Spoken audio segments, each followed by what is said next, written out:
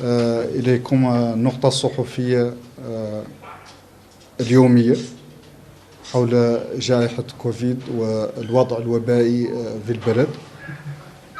ونتشرف اليوم بوجود معالي وزير الصحة معنا بهذه النقطة الصحفية، والتي سيقدم خلالها بعض المعلومات وبعض التوجيهات. وستدور هذه النقطة الصحفية على النحو التالي: سنستمع للمعلومات والتوجيهات التي سيعطيها معالي الوزير، وبما أن في ظروف غير ملائمة نوعا ما، وإن شاء الله سنحسن من مناخ وظروف إجراء هذه النقطة الصحفية. وإذا اليوم لا يمكننا أخذ الكثير من الوقت والأسئلة إلى آخره. سنستمع إلى المعلومات والتوجيهات التي يعطيها معالي الوزير، ونتوقف عند ذلك الحد إن شاء الله بهذه النقطة الصحفية اليوم. معالي الوزير. بسم الله الرحمن الرحيم، والصلاة والسلام على أشرف المرسلين، والحمد لله رب العالمين. شكرا للإخوة على هذه تغطية هذه النقطة. كيف قال الدكتور والمدير سيدي الزحاف، هذه النقطة إن شاء الله ترجع يوميا من اللي نحن كيف تعرفوا وكيف قال لنا رئيس الجمهورية نختاروا تمام الشفافية مع المواطنين، وبذاك ما أن فم حالة تطلب ذاك لين نرجع إن شاء الله هذيك النقطة الصحفية يوميا ونعطوا الأخبار فيها بالتفصيل. أولا نختار نحمد المولانا ذيك القفة الأولى اللي خلقت مية ويونية. أنا الحمد لله ما تخطات ذيك الدرجة اللي تخطات بها اللي في شمل الدول لحق الدرجات متينة، وشمنها قاع ما خاض من ذيك القفة، وتابع من جديد، وواحدين جاتهم قفة جديدة متينة. ونحن لا ضالي عنا فاصين في ياسر الحمد مولانا الذي أعطانا من نعمته واللطف بينا. يقال هذا اللي ما هو متناقض معنا، يلا نقول الاحتياطات يا الله إلى كان إن شاء الله بقدرة الله إنه يرجع عنا الوباء ولا تجينا قفة جديدة كيف تمعدل ذاك في العالم. المدير الدولي يرجع لكم على الأرقام اليومية اليوم. يغير الحالة العالمية اليوم تخلع في الحقيقة، يسوى الصف العالم قاع بصفة عامة، ويسوى في الدول جوارنا اللي قريب منا اللي الأعداد عاد تنعد يوميا، فيها اللي ب1000 وفيها اللي ب5000 يوميا، والوفيات ينعدوا بالعشرات يوميا. وهذا ما أنه جوارنا يلا نخلعوا. وحالة نحن ملي لاحظنا من اللي له 5 أيام والله 6 أنه لا شيء ما في ازدياد، ما زالت الحمد لله بدرجة معقولة. يغير لا في ازدياد، يغير نختاروا كيف عدلنا ذيك الساعة قبانا إجراءات مسبقة، نختار ذاك المالي نبغى إجراءات بالعجلة، مسألة في بداية طلوع حساب لا قدر الله تلحق درجة متم ذاك. نبغي هون نرجع لذوك الإجراءات مهمين. كيف قلت ذيك الساعة هذا الوباء بقدرة الله اللي سلك منه لأن كل حد يسلك مسلك إلا راسه، لين يقضى احترازات، يدير الكمامة ويكثر مغسل يديه بالصابون، ويعدل التباعد بين الوقيج، معناها نسلكم من التصافح المباشر، ووقتنا اللي نصلوا متباعدين، ووقتنا اللي نجلسوا متباعدين، وينعد حد منا لا يدخل مكان عمومي يغسل يديه بالصابون يعود داير كمامة قدرة الله تبارك وتعالى، هو بعد ما هو خايف. وزايد على ذاك ما هو لا يساهم اللي بزيادة المرض. هؤلاء الإجراءات أساسيين. ونبقي هون نأكد كيف قلت يامس في نقطة صحفية يامس على مستوى المساجد، وهون نبقي نزيد على مستوى الأسواق. مهم الناس تعدل إجراءات أساسية. والمساجد كيف قلت يامس عندهم ذيك مشكلة إن فيهم هالواقيس المسنين، يلا نرجعوا ذاك التباعد، ونرجعوا إن كل حد يعمر سجاته الشخصية، وإلى إمكانه وكل رقاش دار كمامته، وإلى إمكانه يغسل يديه بالصابون السابق يجي المسيد. هذه روايات مهمين. المدير لا يرجع على الأرقام. اختينا نقول لكم عن يامس توفى رقاشين من كوفيد، واليوم توفى رقاش من كوفيد، وهذا الحمد لله حامد مولانا نشيع عنه وراجينه ما ينزاد عن هذا.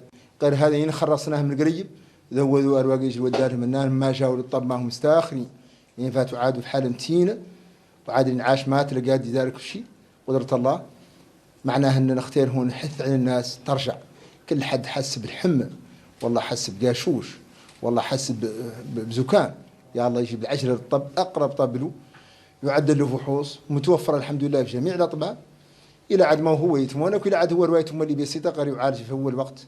وياك إن شاء الله يعطينا مولانا نتفادى هذا النوع، لأن مهم نتأكد على نمشي للمراكز الصحية بالعجلة.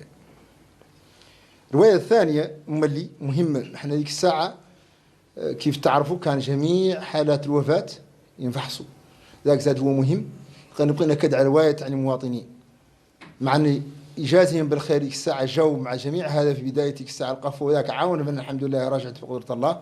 نبغي هم اليوم الجو معنا عن هذه الوفيات اللي يخلقوا، كل وفاة خلقت في المنزل ما تقع شاطر الطب عنهم يعلموا بها ما أمكن، كان يعدل لها بعص، وإلى عاد لا قدر الله فيها تعود ما تسلك الناس اللي يتوكل فيهم تعديها.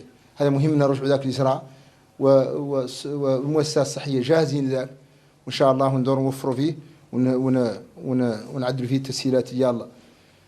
وفي الخلاصة مهم توب عنا نطرحوا الأخلاق ونرجعوا لإجراءات احترازية، ونجروا الطب العشاء وقتنا حسينا بشيء، ولا حسينا بوفاة حد نعلموا به. هذه إجراءات مهم نتعاونوا عليها. فر الحكومة ماشية فيها كيف قلت أمس في تقرير اللجنة الوزارية من رأس الوزير الأول، غير مولي نختار نأكد عليها اليوم. يلا نتعاونوا، فر كان يعطينا مولانا إن شاء الله يسلكنا مقفة ثانية. والسلام عليكم ورحمة الله تعالى وبركاته. شرفين دريك بالفرنسي. السلام عليكم. إذا بالنسبة للوضعية الوبائية لهذا اليوم تتميز بتسجيل 24 حالة جديدة من كوفيد، وحالة وفاة الشهيد الذي فقدناه اليوم تكلم عنه معالي الوزير رحمة الله علينا وعليه، وعلى الشهيدان اللذان سقطا يوم أمس. وهذه الوضعية الوبائية تجعل على أن عدد الحالات في البلد وصل إذن ل 8034 حالة، من بينها 7571 من المخالطين، ووصل عدد حالات الشفاء إلى اليوم إلى 7554 حالة شفاء، في حين أن عدد الوفيات وصل إلى 156 شهيد سقطوا جراء هذا المرض. الحالات 24 اللي أسجلت اليوم كلها حالات مجتمعية، معناها ما فيها حد جاي من الخارج، ولا فيهم اللي حد مؤكد مخالطته لحد مصاب من ذي قبل. غير هذا كيف قلنا تصنيف مؤقت به اللي من الواضح على ان حد اصاب بهذا المرض. طبعا عادي حد اخر يقال احنا ما حدنا ما تاكدنا من ذيك الصله، انتم سموها حاله مجتمعيه. واذا اليوم عندنا 312 حاله نشطه من هذا المرض. لله الحمد فيها الأربع حالات هم اللي يشكلوا خطورة، والحالات الأخرى كلها حالات بدون أعراض. أما بالنسبة للفحوصات فأساسا تركزت في مدينة نواكشوط، في ولاية نواكشوط الثلاثة. نسبة الفحوصات في ولايات الداخل ما زالت ضئيلة دون المستوى المرجو، ونعمل على إن شاء الله تعزيزها.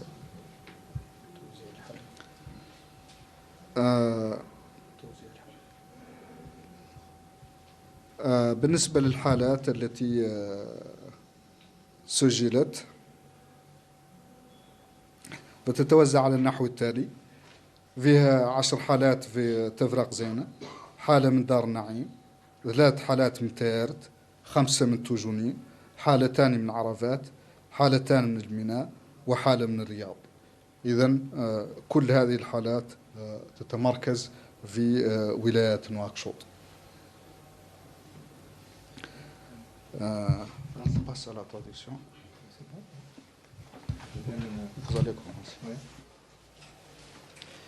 لا هنا حاولوا نترجموا اللي قلنا درك بالفرنسية.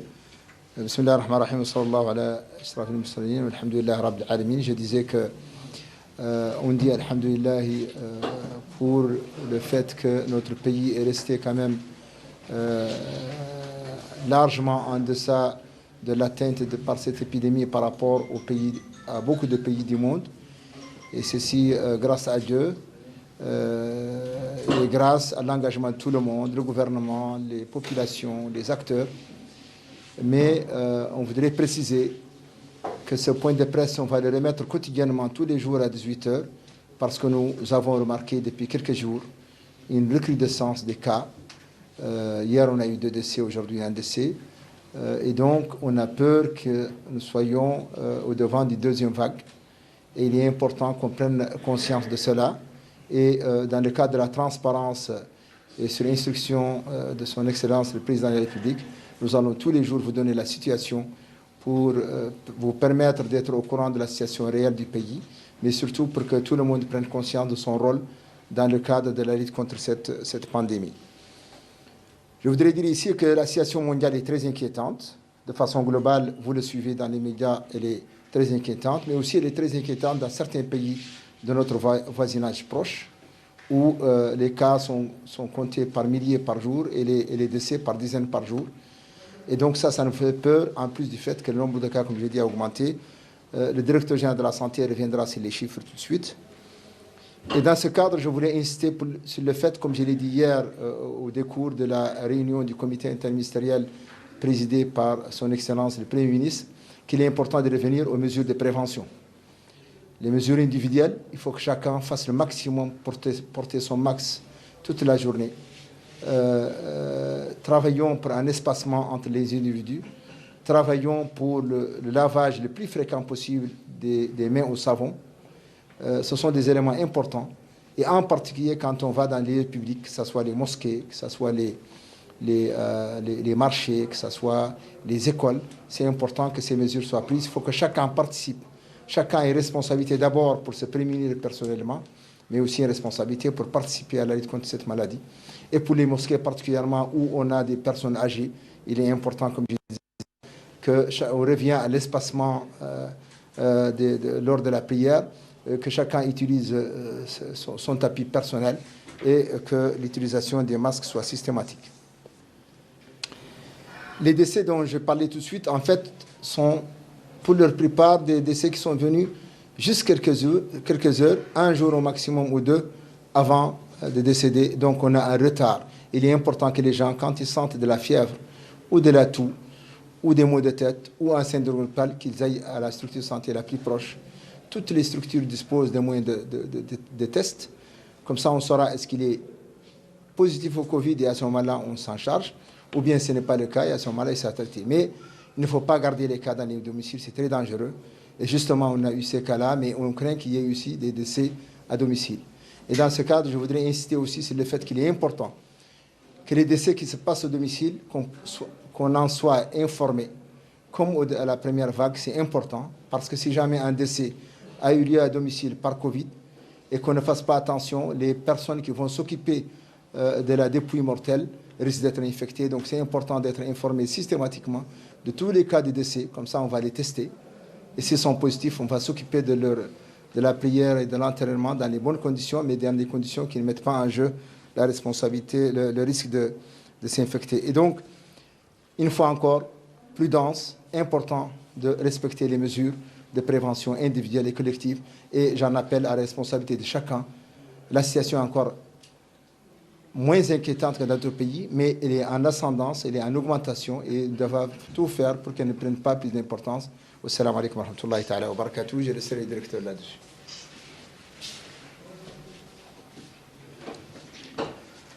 Merci, Excellence. Alors,